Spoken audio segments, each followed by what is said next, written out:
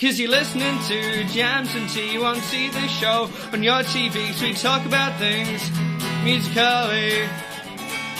Cause you're listening to Jams and Tea. You're listening to Jams and Tea.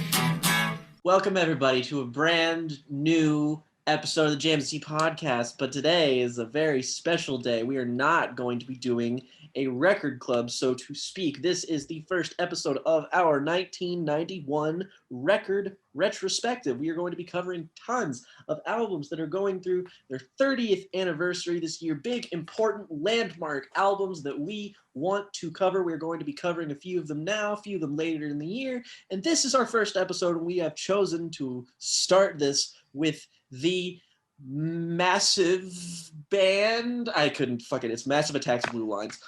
And the reason we're doing this one first, it should be said, is that this record's 30th anniversary specifically was about a week and a half ago before we recorded this. 8th of April was basically the anniversary, the 30th anniversary of this record. So we're going to try and hew as close to the anniversary dates with these retrospectives as possible. We've already missed some anniversary dates, but we'll catch up.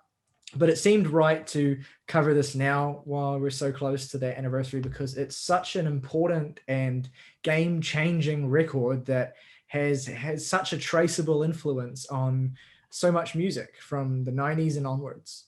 Trip-hop pioneers, Massive Attack, originally consisting of the diverse lineup of Robert De Najah, aka 3D, Daddy G, Tricky, Mushroom, Horace Andy, and Sharon Nelson featured on this album to create a record which sounded unlike anything else that had come before. A unique blend of soul, funk, dub, and hip-hop, a wide array of genres, which defined the trip-hop sound then and even to this day. This record has an influence that is almost unprecedented, and it's one of those few rare records you can say truly created and defined what a genre was. You will probably find, I've noticed some people in comment sections online, and maybe we'll get one in our own comment section, who will say this is not necessarily the first trip hop record, and there are definitely like seeds of the sound in other artists, but I think it's at least you have to concede that this is the first major record that moved the identifiers of that sound together in one place and created something that was successful with them, that really actually had an influence. So Blue Lines was basically the record that, if not invented trip hop, then at very least brought it into the sphere of popular music, basically. It was an incredibly influential and important record from the moment that it was released. Preceded by and accompanied and supported by some really massive singles, most notably Safe From Harm and Unfinished Sympathy, which are incredibly important songs to both instrumental hip-hop, trip-hop, and this whole scene of music that we'll speak on in depth shortly. But yeah, who would like to speak first or lead the discussion on this record? What their connection is to this record, how you perceive the importance of this record, and also at some point as well we'll have to talk about how we feel that it fits in 1991 in terms of like this era of popular music. Well, if you do not mind, I have a bit I'd like to say. So yeah, this album obviously opens up with Safe From Harm, and what I feel needs to immediately be made clear about this song is just how it immediately sets up the mood and atmosphere for this whole record. The looped sampled bass lines from a Billy Cobham song are this absolute highlight. They stand as this stark contrast to Sarah Nelson's soul-oriented vocals, which are themselves contrasted by 3D's immaculate performance rapping.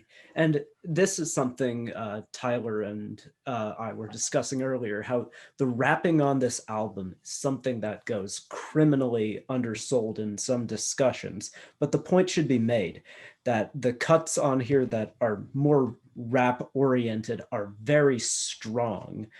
And I wanted to get that off just right out of the gate. And this contrast that I so mentioned defines trip hop as a whole. It's something where I think right from Safe from Harm, you can hear how this album influenced a group like Portishead, with Beth Gibbons's vocals being these very haunting, airy vocals against this much darker, grittier instrumental palette.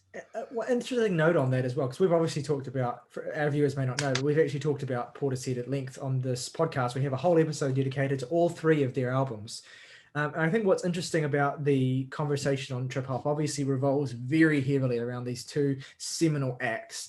But in many ways, even though we've talked up Portishead heaps over the time we've been doing this podcast, in many ways, Massive Attack in the 90s were the more versatile and the more musically interesting and the more ambitious act, really, because you have both of these, you have these tracks which have these great instrumental hip hop samples and beats and atmospheres against these kind of eerie, ethereal female vocals, that sort of basic stereotypical trip hop sound. But again, as August has mentioned, you also have the actual rappers, the actual performers on this record. There's a lot of diversity in the different kinds of voices that turn up in these first three Massive Attack records specifically, but on Blue Lines primarily. That really adds to the feel of Massive Attack as a collective, as almost like a group who have come from the hip hop scene in a way, as opposed to a band like Portishead, which are much more straightforward comparatively. There's a lot going on in this record. There's a lot of diversity in personality and a lot of diversity in the actual style of music from song to song, even though it all kind of coheres in a very structured and finessed way. It is also really interestingly disparate in terms of the different voices you hear in the different styles that that the band are so good at on this record. Yeah, no, I think you make a great point there, that this could almost be viewed as a hip hop collective in the same vein as like A Tribe Called Quest or Wu-Tang Clan, like, or even De La Soul. Like I was thinking, or even De La Soul. I was thinking of Tribe and De La Soul already, because they're also artists who released seminal records in 1991, both of which we're going to talk about in this retrospective series. So it's kind of fitting that we're hinting at that, or we're kind of drawing that comparison already. Because one thing I'm hoping we can do with this retrospective is not just review these 15 albums, but also talk about how, despite the fact they're all these different things, they're all kind of linked by what the sound of popular music was in 1991, what the zeitgeist was. And in many ways, it's fitting to lead with a record like Blue Lines, even though we're just doing it because of the anniversary. It's fitting to lead with a record like that because it's so openly, obviously, straightforwardly progressive and original.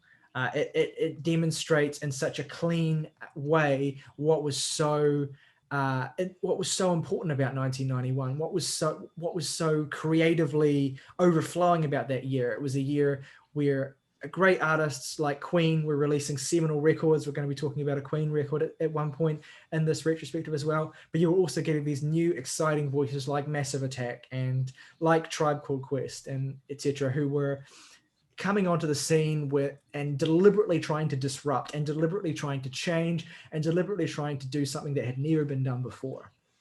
Yeah, that inventiveness is so interesting, because at the same time of this like pioneering attitude, I think Massive Attack particularly demonstrate a massive respect for the acts and artists that came before them, and that's very well exemplified by Horace Andy, a very prolific and important artist in his own right, being a key voice on this album. Like on the album's second track, One Love, his vocals here are kind of strange and stuttered and complemented really well by this ascending horn sample that's backed up by this hip hop scratching. It's this cathartic sound, which I love those. I love those kind of turntable-y, kind of like real rudimentary early hip hop influence sounds, like early 80s sort of hip hop sounds that are kind of reincorporated on this record. And I think you're really right to bring up the inclusion of Horace Andy, because it's not just on this record either. He's like a key fixture of all the first three Massive Attack records, and maybe the most emblematic aspect of what makes them so interesting and original and fresh. The way they're taking this kind of symbol of a particular era and also a particular sound that you wouldn't necessarily associate with hip hop, and weaving it into this web together. And then Horace absolutely steals the show every song that he's on as well. Like he's an amazing vocalist, an amazing writer on the tracks he's credited on. Yeah, absolutely. I think we don't necessarily need to talk about this record in order either. So I think it would be only fair at this point to bring up Hymn of the Big Wheel, which is just this absolutely gorgeous closing track, this absolutely gorgeous vision that ends the record on such a triumphant and uplifting note as well. And if I may speak briefly to that track, Andrew Vowles, aka Mushroom, who does the keyboards on this album, I think is a very valuable producer in the Massive Attack discography. The way I think his keyboards consistently sound, he's able to like manipulate the tone, specifically on Hymn of the Big Wheel, in just one of the most beautiful, triumphant sounds possible. That keyboard tone that opens up that song when Horace Andy delivers the first chorus, just it leaves me in tears. I absolutely adore the keyboard and synth sounds on that track, and I feel that they were something I wrote real notes on that. Though that aspect particularly, I love the way it actually there's a sense of nostalgia I get when this track starts. Yeah, that's the same thing I get from it. And I think it reminds me also, it's just like an inherently nostalgic sound that you obviously share as well, but also it reminds me specifically of like certain records and CDs and like acid techno-y and like clubby and dubby techno-y stuff that my dad would play a lot when I was a kid that he was really into. And yet this kind of predates all of that, weirdly enough. Yeah. And what's interesting is, for me, it almost evokes like a nature documentary almost, and that may be just the kind of song being about from a global perspective, that evoking nature and the natural world, but it almost evokes a sun rising, kind of like the Big Wheel. Yes, this may be the opening shot to The Lion King. I that image always flashes in my head when I hear this song. Yeah, that's the big wheel, I think. Like the big wheel keeps on turning. The sun will keep rising. Like the progress of humanity, whether you want to think of it as progress or however you want to describe it, will keep endlessly kind of repeating itself. And that I love how the fact this track is beautiful in ways that shouldn't necessarily be so beautiful. Like the synthesizer melody is really kind of wheezing and very primitive sounding, but it just has a beautiful quality to it. Like I even wrote down, it sounds a little dated, but in a really endearing way. I wrote down the same thing, actually. And I also like the way in which, despite the fact that this is such a naturey feeling track, it's also arguably the most electronic track on the record. That's it has this really kind of fast electronic beat that's sitting in front of the main bass beat that's kind of adding momentum to the whole thing, and also a flavor of techno, which again is really cool because techno at this time in 1991 was very much in its kind of like burgeoning days. We were very much in the phase where I almost like to think of it as like Mortal Kombat techno, where that's what it sounded like. And that's just absolutely gorgeous. And so while we're on the note of great vocal performances and great vocal tones as well, I think that it would be remiss to get very far into this review without mentioning Sharon Nelson, and specifically how she brings a certain quality to many tracks on this record that I think actually came to define the stereotypical trip hop sound as much as what the producers in this band and 3D and etc. are doing. Also the way that that Shara sits on that, and the way that she relates to what's happening musically is part of the template. And that is reflected in the fact that she is the standout of both of the biggest and most significant tracks on this record, Safe from Harm, which we've already touched on, and I'll speak some more on shortly. And, But without Sharon Nelson, I would like to say, would we even have a track like Angel or Teardrop on Mezzanine? No, exactly. And those are both examples of tracks which speak to, I mean, Angel is a great example because that's a Horace Andy vocal again. Yeah. And speaks to the ways in which this was really just the beginning for Massive Attack in terms of thinking about how they could use the relationship between the human voice and these kind of core tenets of hip hop and turntablism and techno and all that sort of stuff to create this really fascinating hybrid.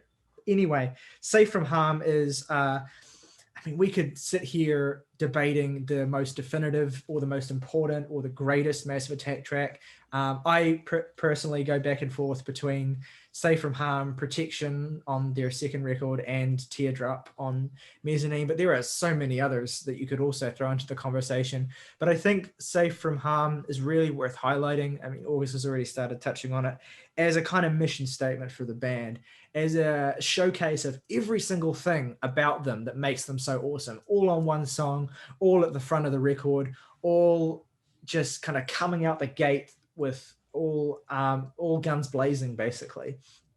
It's absolutely stunning song, and yet it is eclipsed even further by Sharon Nelson's, I believe, second of 4 different vocal performances 4, on this record. She's on 1, 6, 7, and 8. That's correct. And her vocal on Unfinished Sympathy, which is maybe, it's between this and, I would argue, Glory Box by Portishead for the definitive trip hop song in terms of cultural impact and importance and what people generally think of. But Unfinished Sympathy has to be one of the most attention-grabbing and stunning singles ever released. Every time I listen to this song, I'm bowled over by it. And I've heard this song incidentally, like Massive Attack are another band that have been in my life for many years. And so I've had this album as kind of in the periphery of my life ever since I was a little kid. And yet, despite all of that, every time I get to Unfinished Sympathy and throw that on, I'm still surprised, for instance, by how the sheer fucking size of everything on this song, the sheer size of the strings, for instance, is absolutely breathtaking. They sound like you're hearing them in a fucking cathedral. They're almost to the point where they threaten to overwhelm every other aspect of the song and yet don't. And there's a really heartbreaking emotional quality to this song as well that I think is really due to Sharon Nelson's vocal performance as much as it is due to that string arrangement. The way that she delivers those lines, like, you're the book that I had opened, but now I've got to know much more. There's a real heartbreak and a real kind of despair in that is so, almost feels like uncomfortable to listen to. I don't know if any of you have that experience listening to this track, but it just really takes the wind out of me every time it comes on. There's like there's obviously the urgency to it, but it's like a very tragic urgency. It's like the end of a really bummer ass movie. I think another thing I want to say as well is I think this song basically birthed the entire career of another one of my favorite artists from this kind of instrumental hip hop 90s era, which is Uncle. Uncle's album Science Fiction, which would be a great album to discuss at some point. Basically that album is basically this song as an album. And so I think, again, that's another emblematic showcase of how this album, but even just this single in and of itself, came to have such an imprint on British music culture and this specific subculture of music. You know, Tyler, you touched on something I think is really important about this record, which is you talked about like size and scale of it. And I think that's prevalent definitely on that particular song, but I just think almost consistently it's so impressive how just absolutely fucking enormous all of this sounds. It's like, and not to mention you have, you know, it's 1991. So you're basically at the ass end of the 80s. And I'm just thinking about the landscape of popular music then, and then just suddenly having something that sounds like this and being this overwhelming and crushing. Like, it makes me, like, the difference between this and Portishead to me is like the difference between two albums from an artist who's no doubt influenced by Massive Attack and Portishead, and that's Bjork. Because the difference between them is that I get like her album Homogenic is like this enormous thing. It feels very Massive Attack in approach. And then there's Vespertine, which sounds tiny. It sounds intimate. It sounds like closed. It sounds like Portishead. And then it's a little bit more cold and like just smaller. It's like the tiniest thing in the universe, and you're somehow able to observe it. And I just think it's so interesting that like a wave of, you know, it might not have been the first, as you said, but it's really interesting that like this is just so bold and brave and confident in its sound. And like, because, you know, just because a record is a landmark or an achievement or a pioneer, it doesn't necessarily translate it to being confident or good. But I just think it's interesting that like how often does a genre, especially a genre this strange, come out swinging this incredibly fucking hard. It's just, it kind of took me back listening to it for the first time a couple months ago. Yeah, I think another interesting thing worth noting about this record and its influence as well is one of the when I got into this record was around the time, this specific record, because the record that I always heard as a kid that my dad had on CD was Mezzanine. I think that's the record that a lot of people discover Massive Attack through. But I actually got around to this record in full in 2012 when the remix and remaster was released, and I think that that is definitely the way to listen to this record. Which, yeah, maybe like a bit of meta commentary here. Maybe like one of the most definitive remasters released ever, because it just it breathes such a new life into this if record. You listen to the pre-remaster and then listen to the remaster, and if you didn't know about this and listen to it on streaming, I'm pretty sure it just automatically defaults to the remaster, so I wouldn't worry. But yeah, if you compare the two, it's night and day. And that's not to take away from the way the record originally sounded, but my point being that this remaster highlights nicely, and I listened to a 24-bit FLAC version of this remaster which was like a religious experience from what you told us. Yes, purely for the sake of being able to do this record justice in a review. And I have to say, holy fucking shit. What this record really represents to me is, and again, I'm not suggesting it's the first record to do this, but it really represents to me a shift in instrumental hip hop and a shift in this kind of style of music towards a focus on high fidelity sounds and a real focus on the possibilities of the studio as a way of enhancing the sound of instrumental hip hop, taking the kind of slapdash and straightforward sampling styles of some of the real primitive 80s hip hop that had already developed in a big way in the late 80s, definitely. But taking that kind of sort of style and really adding this kind of studio finesse and heft to it. Again, not necessarily the first record to do that, but that's a distinctive characteristic of trip hop, I think, is a real kind of like emphasis on bass, for instance, emphasis on space within mixes, emphasis on scale and size that is, as we've talked about, represented like nicely by Unfinished Sympathy, but also a number of the tracks on this record. It's just a real sense of cavernous space in this record that perhaps you didn't necessarily get as much of in instrumental hip hop leading up to this point.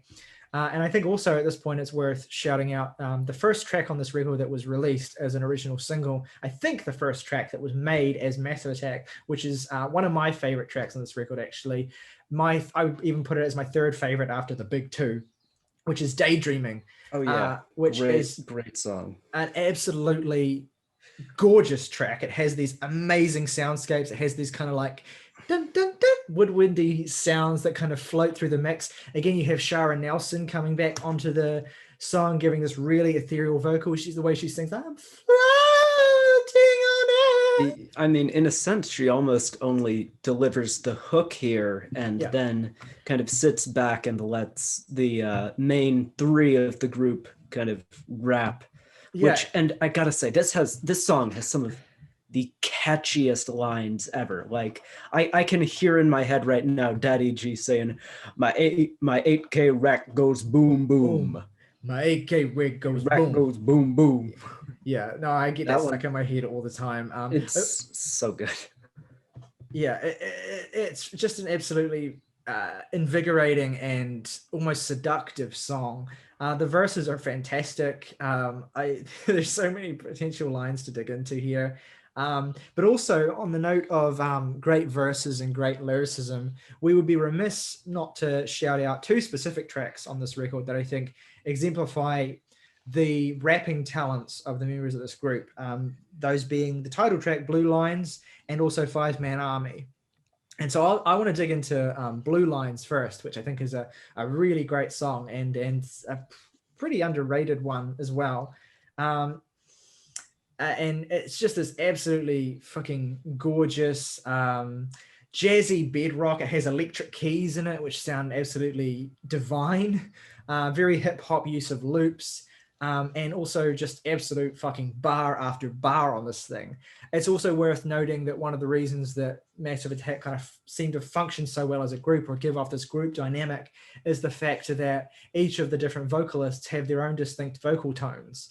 They all kind of rap in a similar sort of cadence, but in a similar sort of flow, but they have a very varying tones. Like Daddy G's a very distinctive kind of like heavy baritone, very deep. For instance, one thing that jumps out to me about this though, and I wanted to mention this, is that it almost feels like something that could have influenced the Brockhamptons and Tyler, the creators of the 2010s, with that vocal intonation, kind of how it almost sounds like one vocalist just shifted up and down. And I almost wonder if that was some kind of stealthy influence there. Potentially, yeah. I mean, I was actually...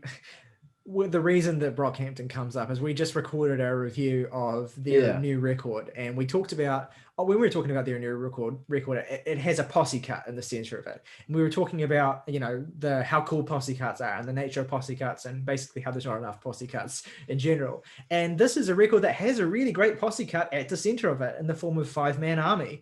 It is a really awesome centerpiece to this record. It has basically 3D, Daddy G, and Tricky are basically trading the mic across this track. And you also have Horace Andy coming back to do supporting vocals on it. It's an absolute jam. I love the way that it kind of sprawls out in a kind of languorous way. It's one of the longer tracks on this record. It has a kind of melting quality to the way that it sounds, and you just fall into it. Like, it is beautifully emblematic of the whole kind of how is it described? I read an interesting description of the sound of this record from music critic Simon Reynolds, who said this record has a meditational sound where the songs run on spliff tempos, which is obviously a nod at the fact that this is kind of definitely music to get high to. This is music to vibe to, for lack of a better word. The BPMs on this record are very low, moderate from the most part. And this, I think, is an easy track to maybe overlook because it's like you're waiting for Unfinished Sympathy to kick in right after it. But I adore this track. I think it's a really great centerpiece for the record too. One thing I have to say, specifically since we're mentioning Blue Lines and Five Man Army, is I think there's one line in each of these tracks that unlocks the kind of thematic core of what Blue Lines as a record is trying to say. And those lines are, in Blue Lines, English upbringing, background Caribbean, and in Five Men Army, so whether you're black, white, or half caste in your complexion. Together, these lines, I think, define the lack of a distinct racial identity in trip hop as a genre.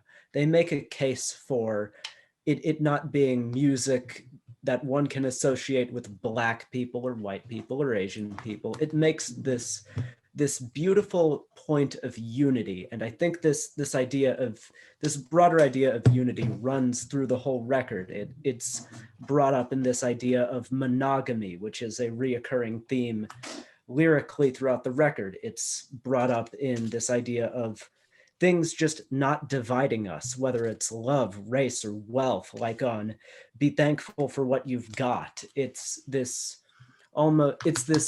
want for the world to be at peace, which is also kind of brought back in Hymn of the Big Wheel, which closes this album out, that we are all here together in a sense. We all have to go on, move on, and live in this world together and we've got to find a way to make things work. And I think that's a profound way to define your record. I think that's a very beautiful sentiment. I think it's a good way of bringing up Be Thankful for What You've Got as well, because it's a curious track, because it's the only cover on this record. It's not an original. It's a cover of a song by the artist William DeVaughn soul classic, basically. And they bring in another singer on this record, someone named Tony Bryan, who I'm not otherwise familiar with, who I think really sells this cover. It's the kind of thing that really lives or dies on the basis of the voice. And so Tony absolutely nails this. It's certainly one of the most sparse and spacious and less kind of mix-wise dense tracks on the record. Like there's a kind of, for instance, the beat on this track has a real kind of like, not metallic, but like a real kind of like thinness to it that I think is definitely intentional. That really makes it kind of stand out from the kind of weightier heaviness to some of the other beats on this record. But it really ends up providing a space for the vocals on this track to really soar. But yeah, I think this is a really interesting and good track. Definitely one that I have come to appreciate more and more as I've actually dug into what this record is about. August has summarized that beautifully. I think as well, like that idea of coming together and also of having faith in each other, which I think is, again, tied into the monogamy thing, trust and faith and caring for each other. That's not even just a theme of this record, but just a theme of Massive Attack in general. Like my personal favorite Massive Attack song is Protection on their second album. And that is a song which is about this exact same theme, about like being there for someone else and being able to recognize when someone is in their worst moments and support them in a way that is genuinely helpful and not just an empty gesture. So there's that line about the Olympics where it's like I love my neighbor even when it isn't the Olympics, which is this kind of cheeky line, but it still kind of goes in with that theme. Yeah, exactly. And then on the note of being cheeky as well, like there is a real sense of humor to this record too, and it comes through in a lot of the performances and a lot of the rapping tracks specifically. The only problem I have with this record is that I feel like 9 songs is a little bit awkward for it. You obviously can't cut anything because it all rules, but I always leave the record wanting more. And maybe that's just because I heard Mezzanine years before, and that's like 15, 20 minutes longer of a record, and I was kind of conditioned through that. But I can also totally see the sort of relative conciseness of this record being a plus in someone's eyes. I think in certain respects it kind of does feel a bit like a blueprint, like that they would go on to build on. And I think we can all probably all agree that Mezzanine is like their best record, and the record that basically encompasses the end point, I think, of what this record is, this kind of glorious mission statement for. It has everything. Most things that are great about this record are also great about Mezzanine, but they're even more finessed and they're even more exploratory and they're even more kind of iconic there, for lack of a better word. So like also, that's just a record that I think where this album has like 2 songs you can say are like just staples of the genre. Mezzanine has like 5. So that might just that probably goes some way in boosting its like notoriety to a lot of people. Yeah, like I think about, for instance, a lot of the things that are great about this record are executed even more impressively on Mezzanine, for instance. Like my favorite Horace Andy vocal is Man Next Door. And my favorite kind of, not to generalize, because obviously there are the various different female vocalists on Massive Attack songs are all great, but like the Massive Attack song with the greatest sort of ethereal vocal is obviously going to be Teardrop. And maybe the thing this record has a leg up on that one in terms of is the sheer denseness and creativity of a lot of the rap verses on this thing.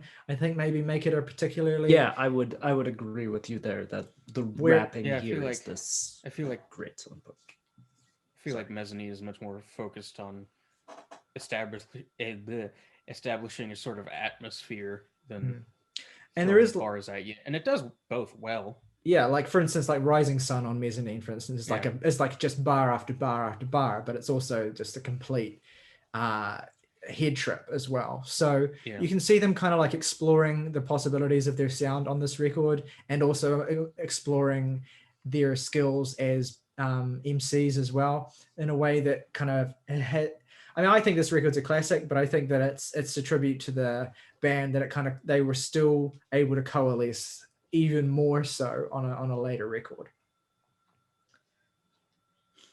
You know, it's funny. It just occurred to me that, and this is probably something that would be cut out, but I think on their cover of Drive, Deftones sample the drum beat that is at the beginning of Protection. Shit! You're fucking right. They do too. That's what that is. Oh my god, I've heard that song so many times and I never realized that. Yeah, you're oh my god. Holy shit, you're right. Because there's like a really familiar tenor to it that's like kind of difficult to place initially. And I just had the sort of eureka moment. It's like, oh.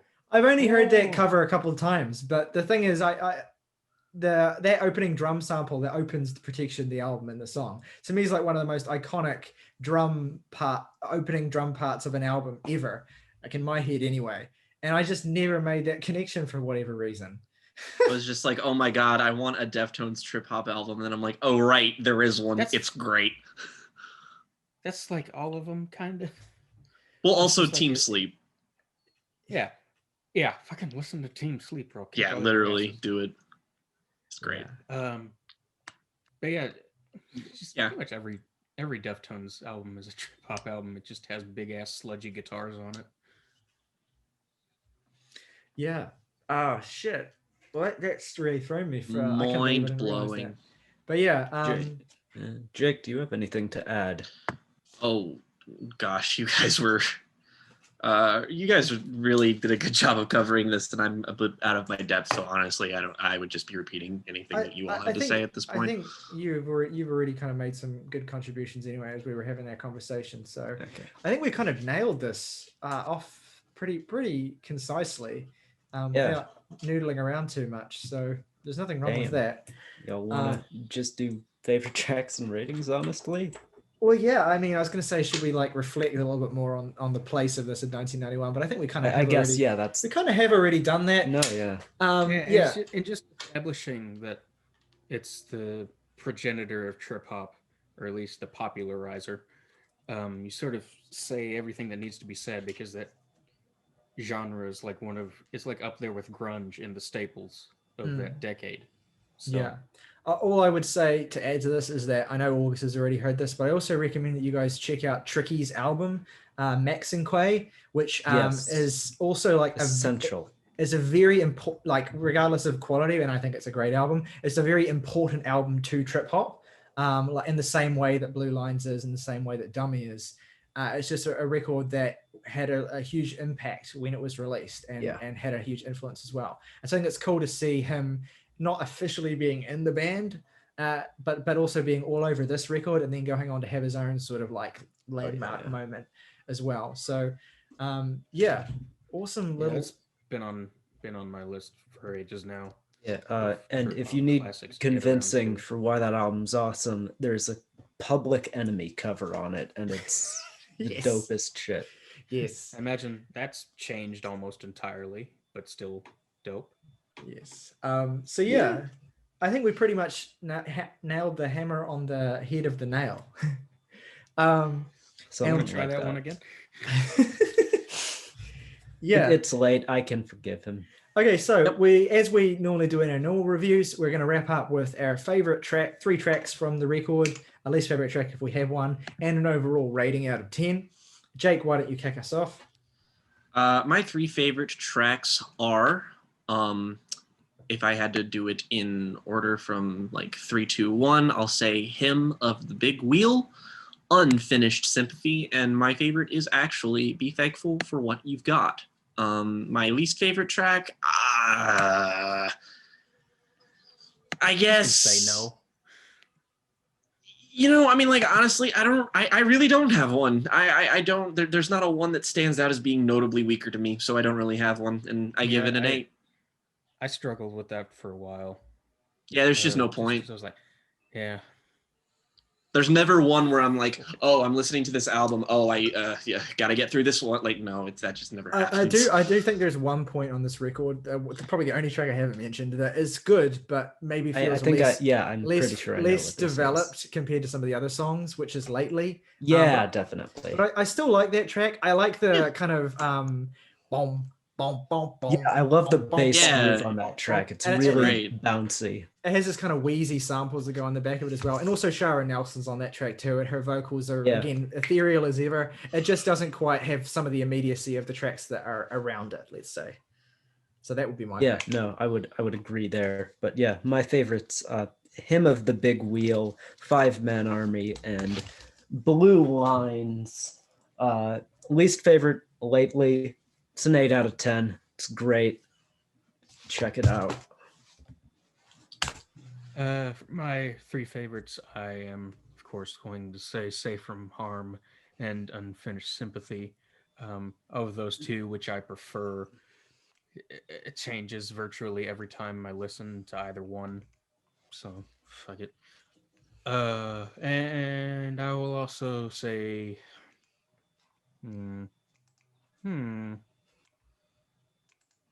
yeah, might as well say Daydreaming. Least favorite, meh. And I will give this a 9. Morgan, And- you're on my level completely because I'm going to say exactly everything you said and leave it there. This is a 9 out of 10 record for me as well. And I have the same 3 favorite tracks. We on that level. Average score, Average- 8.5. Yes. With a standard deviation of 0.500, placing it in the league with records like... I've got a list here if you want. Go ahead, then. There's actually only one album that we've given an 8.5 that all 5 of us have reviewed anyway, which is A$AP Rock's Spirit World Field Guide. So... I said A$AP Rock again. I said that in the video when we reviewed him as well, I think. So yeah, it's Aesop Rock for those who don't know. A$AP Rocky. Next time, You gonna take that from me. Like, They Yeah, I was want gonna say- love, they got me. Yeah, we go back to the fucking Roadrunner video, and you're just like, and my favorite feature on here is from Aesop Rocky. No, I said A$AP Ferg was my favorite feature on Brock. I was Brockhampton. making a joke. Oh no, sure enough. Okay. Yeah. Sorry. Good album. Good review. Good discussion. No, it's a great record. Good kickoff to our retrospective. Yeah. Our next retrospective episode is going to be on Slint's Spiderland. So obviously a big important album. Lots of fun. We're gonna really enjoy digging into that. So, Arachnophobes need not attend. let us know what you think of Blue Lines. Let us know what you think of Blue Lines. What does this record mean to you? What's your favorite Massive Attack album? What's your favorite song on Blue Lines? And what do you think about Blue Lines in terms of 1991 and its importance in the world of trip hop and instrumental hip hop and all that jazz. Were we on the mark or off the mark in this episode? Let us know, as ever. We're on the mark, but you know. Yeah.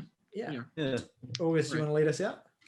Yeah, and you know, as always, rock over London, rock on Chicago, AMC, something more.